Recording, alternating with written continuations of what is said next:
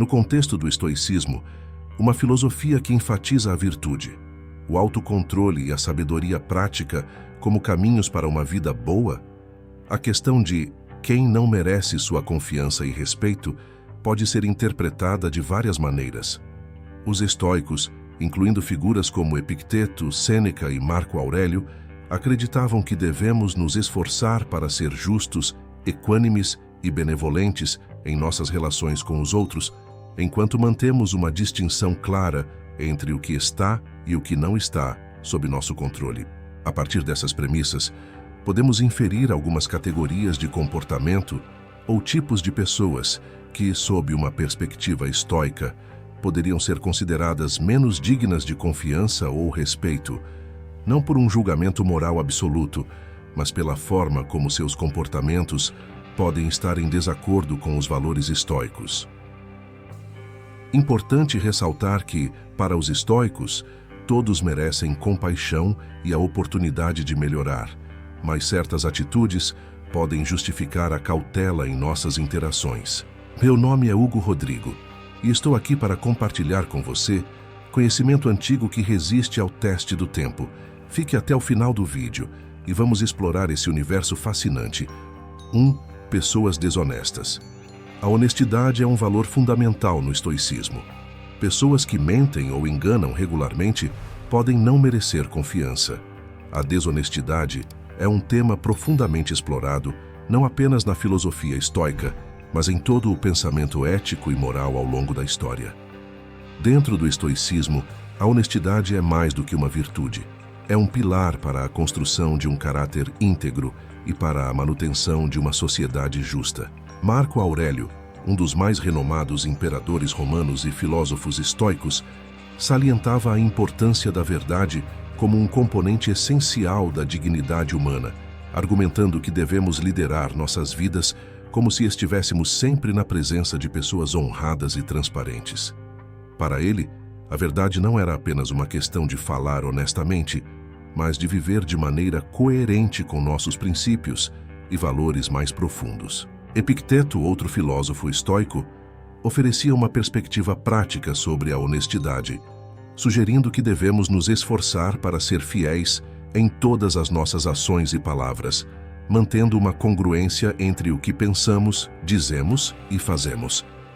Ele via a desonestidade não apenas como uma falha moral, mas como uma forma de fraqueza interna, uma incapacidade de estar em harmonia consigo mesmo e, por extensão, com o universo. Essa visão é compartilhada por Sêneca, que argumentava que a verdade é a base da confiança e que, sem confiança, as relações humanas e a sociedade como um todo se desmoronam. Ele entendia a mentira como um veneno para a alma, algo que corrompe o indivíduo de dentro para fora, levando-o a uma vida de inquietação e descontentamento. Sêneca, com sua eloquência, nos lembra que, embora a verdade possa às vezes ser difícil ou dolorosa, é sempre preferível a confortável tapeação da falsidade. Além dos estoicos, outros filósofos gregos valorizavam a honestidade. Platão, por exemplo, em sua República, discutiu a ideia de justiça e verdade como fundamentais para o bem-estar da cidade-estado e de seus cidadãos. Aristóteles, em sua Ética a Nicômaco, explorou a ideia de que a virtude ética é um meio-termo entre extremos, onde a honestidade se situa entre a fanfarronice e a falsa modéstia. Nos tempos modernos, a importância da honestidade continua a ser enfatizada por filósofos e pensadores.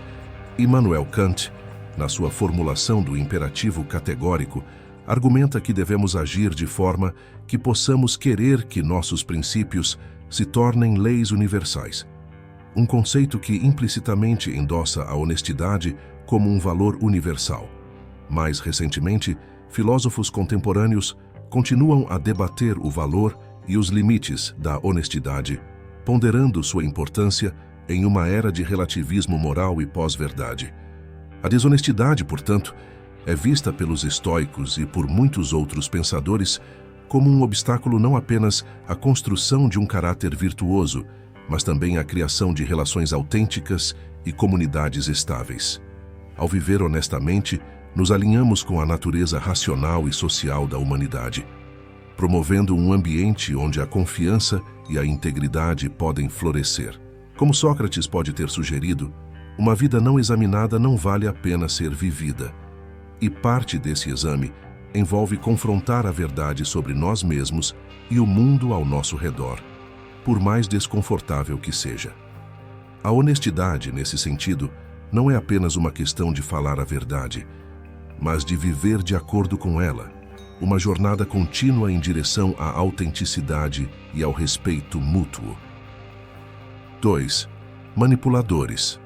Aqueles que usam os outros para seus próprios fins, sem considerar o bem-estar alheio, estão em desacordo com a ética estoica de justiça e equidade. A manipulação, entendida como a ação de influenciar ou controlar alguém para benefício próprio, muitas vezes à custa do outro, é profundamente antitética aos princípios estoicos e a muitas tradições filosóficas valorizadas ao longo da história. Os estoicos, com seu foco na virtude, no autocontrole e na sabedoria prática, considerariam a manipulação como uma violação grave da ética pessoal e da justiça social, uma vez que se baseia na exploração das fraquezas ou ignorância dos outros, em vez de promover a compreensão mútua e o respeito. Epicteto, um dos mais influentes filósofos estoicos, ensinava que devemos focar apenas no que está sob nosso controle, nossas próprias ações e respostas, e aceitar tudo o mais como parte do curso natural das coisas. A partir dessa visão, a manipulação seria uma tentativa fútil e moralmente repreensível de controlar os outros, uma prática que inevitavelmente leva à frustração e ao conflito, pois ignora a liberdade e a dignidade individuais. Marco Aurélio, por sua vez, via a comunidade humana como um organismo interconectado, onde o bem de um é o bem de todos. Para ele, ações que prejudicam outros membros da comunidade, como a manipulação, são autolesivas, pois perturbam a harmonia e a ordem natural da sociedade. Ele frequentemente refletia sobre a importância de agir de acordo com a natureza, um conceito que inclui a honestidade e a transparência nas relações humanas. Sêneca, outro estoico proeminente, falava contra a ganância e o egoísmo, vendo-os como fontes de miséria humana. Ele teria considerado a manipulação uma manifestação desses vícios, uma vez que ela coloca os desejos individuais acima do bem-estar coletivo e explora os outros para ganhos pessoais. Sêneca enfatizava a importância da generosidade e da bondade, virtudes que são diretamente contrárias à manipulação. Além do estoicismo, outros pensadores também criticaram a manipulação. Platão, por exemplo, em sua obra A República, discute a ideia de justiça e argumenta que uma sociedade justa é aquela em que cada indivíduo desempenha o papel que melhor se adequa à sua natureza, sem enganar ou manipular os outros. Aristóteles, em sua Ética da Virtude, propõe que uma vida boa é aquela vivida em conformidade com a razão, o que implica agir de maneira justa e honesta em relação aos outros. No contexto contemporâneo, a manipulação é frequentemente discutida em termos de ética, nas relações interpessoais, na política e na publicidade. Filósofos modernos como Immanuel Kant argumentam que devemos tratar os outros sempre como fins em si mesmos e nunca meramente como meios para alcançar nossos próprios fins, uma posição que condena claramente a manipulação. A manipulação, portanto, representa uma falha fundamental no caráter e uma violação da ética interpessoal, contradizendo diretamente os princípios de respeito mútuo, justiça e comunidade que são centrais tanto para o estoicismo quanto para muitas outras tradições filosóficas. Promover relações autênticas e justas, onde as pessoas interagem com honestidade e integridade, é visto como essencial para o bem-estar individual e coletivo. Os estoicos, com sua ênfase na autorreflexão e no desenvolvimento do caráter, nos encorajam a reconhecer e resistir às tendências manipulativas, tanto em nós mesmos quanto nos outros, buscando, em vez disso, cultivar virtudes que promovam a harmonia. 3. Pessoas egoístas. O estoicismo valoriza a comunidade e o bem-estar coletivo, O egoísmo extremo vai contra esses princípios. O egoísmo, visto através do prisma da filosofia estoica e de outras tradições filosóficas, é frequentemente criticado por ser uma força desestabilizadora, tanto para o indivíduo quanto para a sociedade. Dentro do estoicismo, que preconiza a virtude, a autocontrole e a sabedoria prática como os pilares de uma vida boa, o egoísmo é considerado antitético aos ideais de justiça, generosidade e benevolência para com os outros. Epicteto, um dos expoentes do estoicismo, ensinava que devemos nos esforçar para ser justos e generosos, reconhecendo que somos parte de uma comunidade mais ampla de seres racionais. Para ele, o egoísmo é uma falha de compreensão, uma incapacidade de ver além dos desejos e necessidades pessoais imediatas, para reconhecer o valor intrínseco dos outros e nosso dever para com eles. A verdadeira liberdade, argumentava Epicteto, vem da dominação de nossos desejos e impulsos, não da satisfação egoísta deles. Marco Aurélio, outro estoico renomado, refletia frequentemente sobre a importância da reciprocidade e da cooperação. Em suas meditações, ele pondera sobre a interconexão de todos os seres humanos, argumentando que agir egoisticamente viola a ordem natural, que é baseada na harmonia e no apoio mútuo. Para Marco Aurélio, o egoísmo não apenas prejudica os outros, mas também corrompe o caráter do egoísta, afastando-o da tranquilidade e da virtude. Sêneca, por sua vez, via a generosidade e a benevolência como qualidades centrais para uma vida boa. Ele criticava o egoísmo por ser uma fonte de infelicidade, tanto para o indivíduo quanto para aqueles ao seu redor.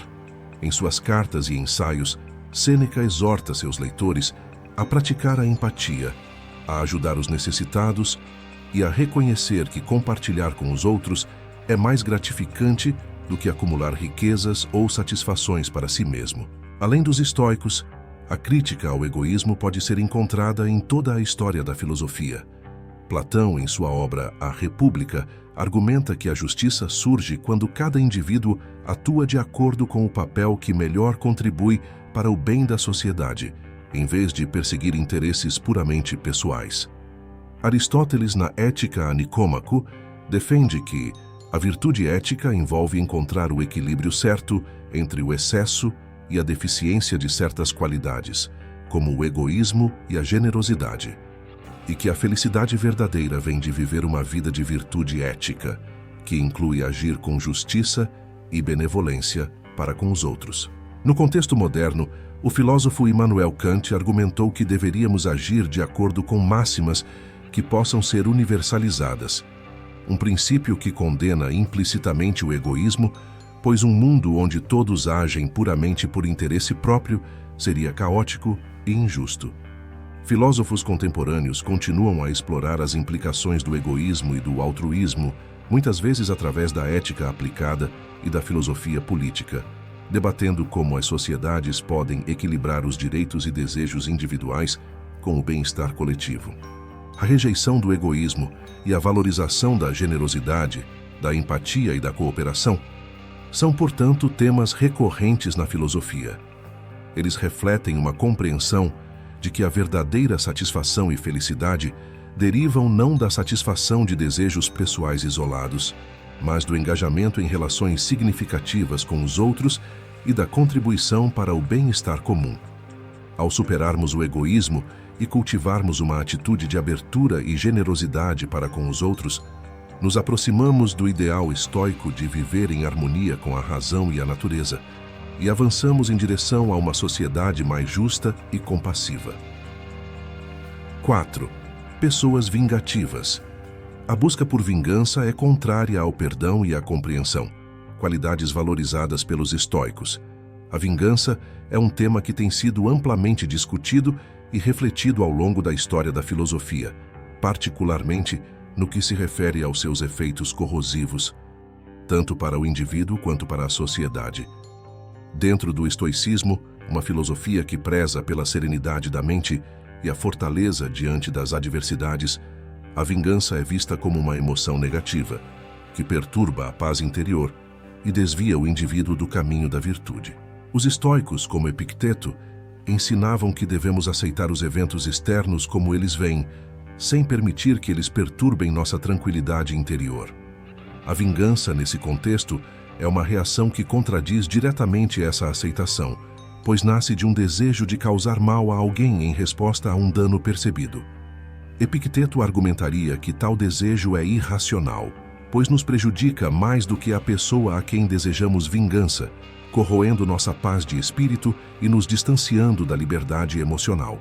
Marco Aurélio, por sua vez, refletia sobre a importância de ver a humanidade como uma comunidade interconectada, onde cada indivíduo é parte de um todo maior.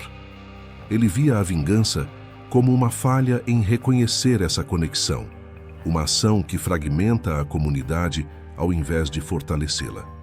Para Marco Aurélio, a resposta adequada ao mal não é a retribuição, mas a compreensão e o perdão, pois todos os seres humanos estão sujeitos a erros, e é através da empatia e do entendimento mútuo que podemos alcançar a verdadeira harmonia social.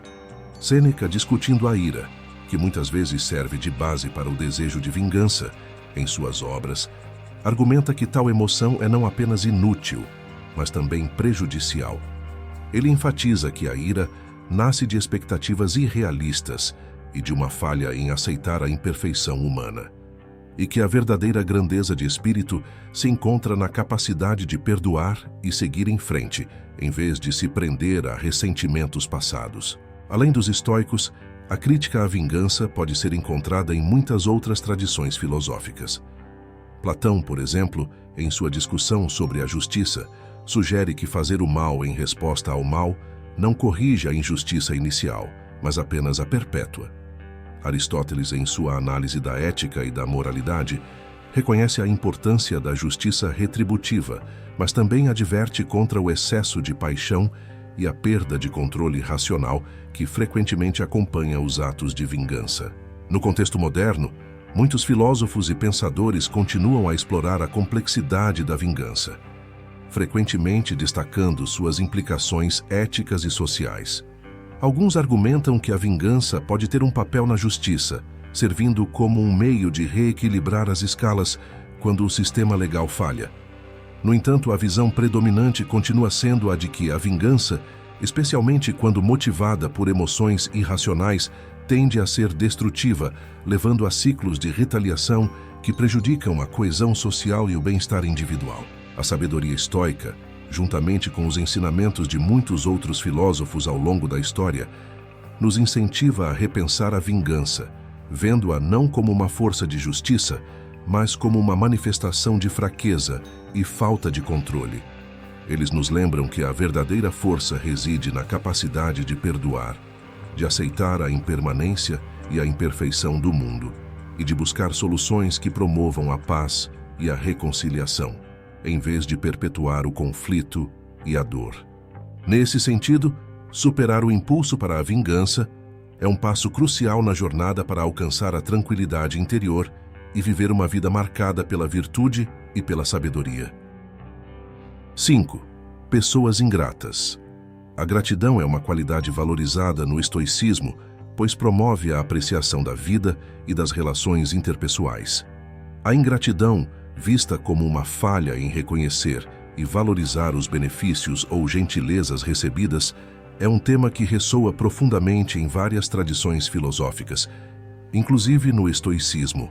A gratidão é frequentemente celebrada como uma virtude que não apenas enriquece a vida do indivíduo que pratica, mas também fortalece os laços comunitários e sociais, promovendo uma cultura de generosidade e reciprocidade.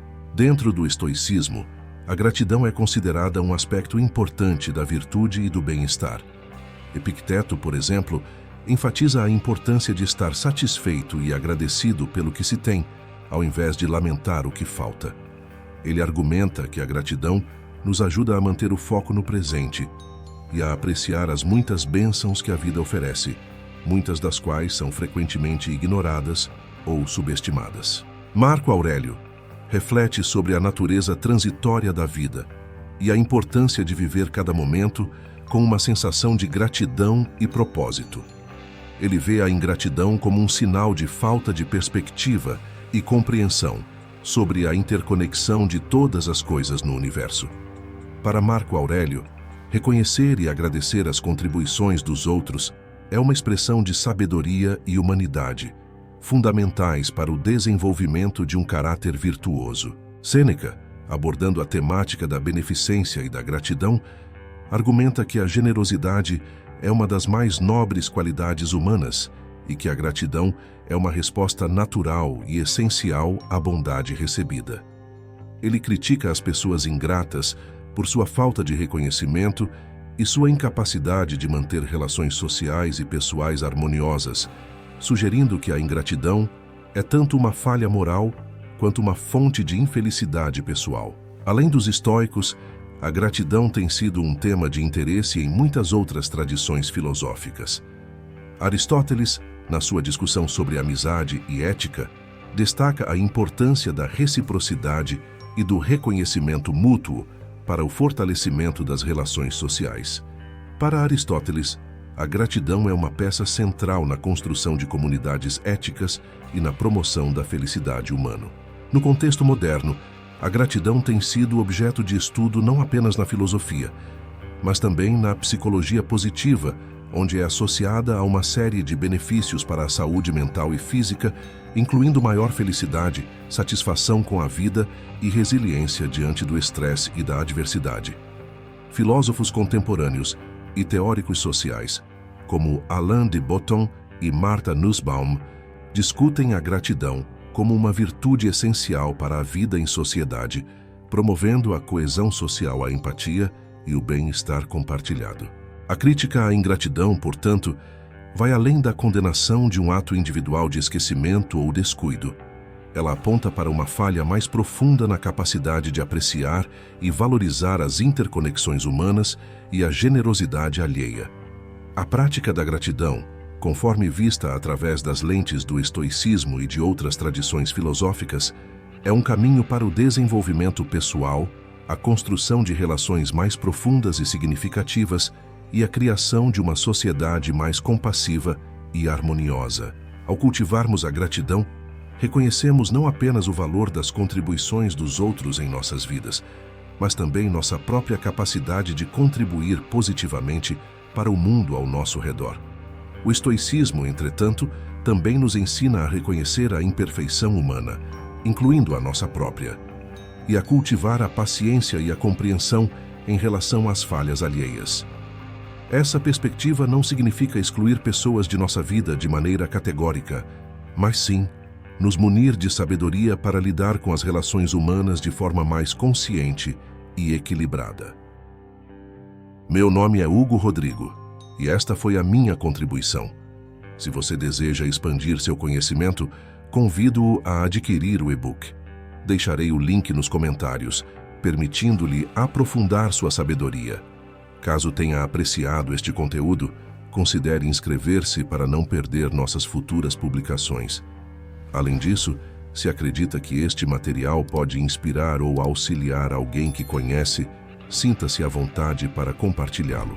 E claro, se preferir marcar sua presença de forma mais discreta, simplesmente deixe um "Eu estou aqui" nos comentários. Saber da sua presença e conexão já é incrivelmente valioso para nós. Agradeço por nos acompanhar nesta jornada de exploração e aprendizado. Sua presença, participação e perspectiva enriquecem imensamente nossa comunidade. Até nosso próximo encontro.